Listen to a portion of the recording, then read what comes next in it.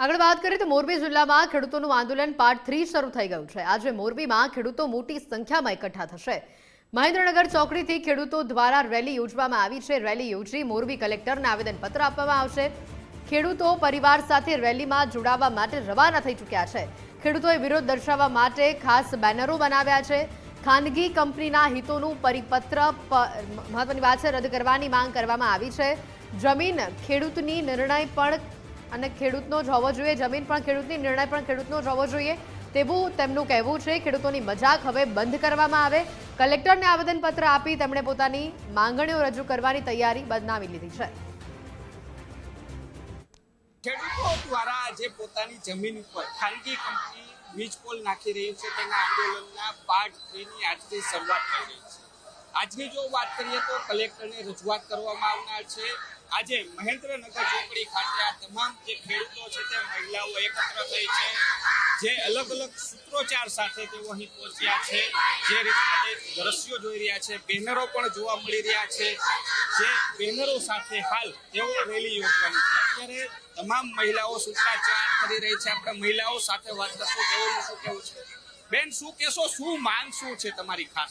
અમારી માંગ એ છે અમારું વળતર, અમને અમારો હક મળે। અમારા વીજ બોલ આવે છે, અમારા થાંભલાનું આવે એનું વળતર અમારે પૂરું જોઈએ।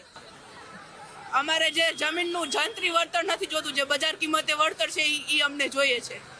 એમાં 200% વાત આવે છે, તમારે કેટલું વળતર ની આવે? અમારી જમીન જે બજાર કિંમત એનું 4 ગણું। 4 ગણું। અમે છે ને પરિપત્ર કલેક્ટરને આપવા જાય છે।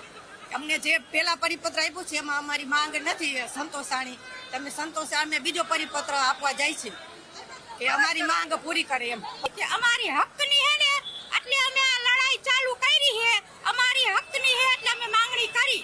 અમુક માણસોને જમીન ન હોય અને 5-10 વીઘા હોય એમાં આવા થાંભલા આવે, લાઈનો આવે, વીજ પોલથી અમારી જમીનમાં નુકસાની જાય। એક તો અમારા માણસોનો જીવ જવાની સંભાવના રહે। ગમે ત્યારે ગાજવીજ થતો હોય, વીજળી થતી હોય, તાર તૂટે, અમારા માણસો મરી જાય, એની જવાબદારી કોણ લેશે? જે વીજ પોલ આવે ખેતરમાં એટલે ખેતરની કિંમત ઘટી જાય, 50% કિંમત થઈ જાય અને વળતર પૂરું આપે નહીં તો ખેડૂતનું વરે શું? એક તો આ મોંઘાઈ જોવો, દવા બિયારણના ભાવ જો, અત્યારે દવાના ભાવ એવા, બિયારણના ભાવ એવા, અને આપણે ઉત્પાદન થાય ને વેચવા જાય ખેડૂત એટલે એને 50% કિંમત નથી આવતી। પછી સરકાર કેટલા ભાવ વધારી દે? એક તો એ ભાવની માંગ છે કે ભાવે પૂરા આપો અમને સરકારને, અને આ વળતર પૂરું આપો જમીનનું। ધરતી અમારી માં છે, એ અમારું બધું ભરણ પોષણ કરે છે ને અમારો હક તો અમે માગીને લઈશું। જે આજે નહીં કાલે નહીં, હક તો અમે અમારો જ લઈ જીતશું જ। કેમેરા પર્સન અભય ત્રિવેદી સાથે રહી નાખવાની ગુજરાત મોરબી।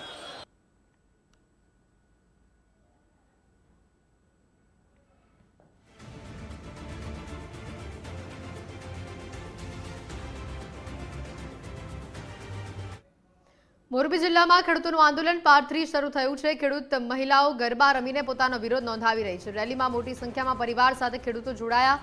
મોરબી જિલ્લા કલેક્ટરને ખેડૂતો આવેદનપત્ર આપશે। રેલી યોજીને ખેડૂતો પોતાની માંગણીઓ રજૂ કરશે। વિરોધ કરવાનું કારણ એક જ છે કે અમારી બાપદાદાની જમીન હવે 5 વીઘા 7 વીઘા કટકું હોય, થાંભલો નાખે તો અમારા દીકરાઓને વાહે શું વિચારવાનું? એટલા માટે જ અમે આ વિરોધ કરી રહ્યા છીએ અને આ આવેદન પત્ર પાછું દેવા જ આવ્યા છીએ ને અમારે થાંભલાની જરૂર જ નથી। ખેતરની પુત્રવધુ, ખેડૂતની પુત્રવધુ છું। મારા ખેતરમાં 25 વીઘામાં વીજ લાઈન આવે છે।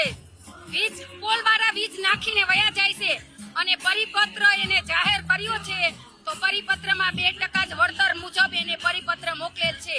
તો અમારી માંગ એ છે પરિપત્રમાં આ ખેતરમાં ખેડૂત અને ખેત મજૂરો, પશુ પંખીઓ જે કોઈને નુકસાન થાય તો તેમાં વીમા કવચનું કોઈ પણ આયોજન કરેલ નથી। તો આ ખેડૂતોને કેટલું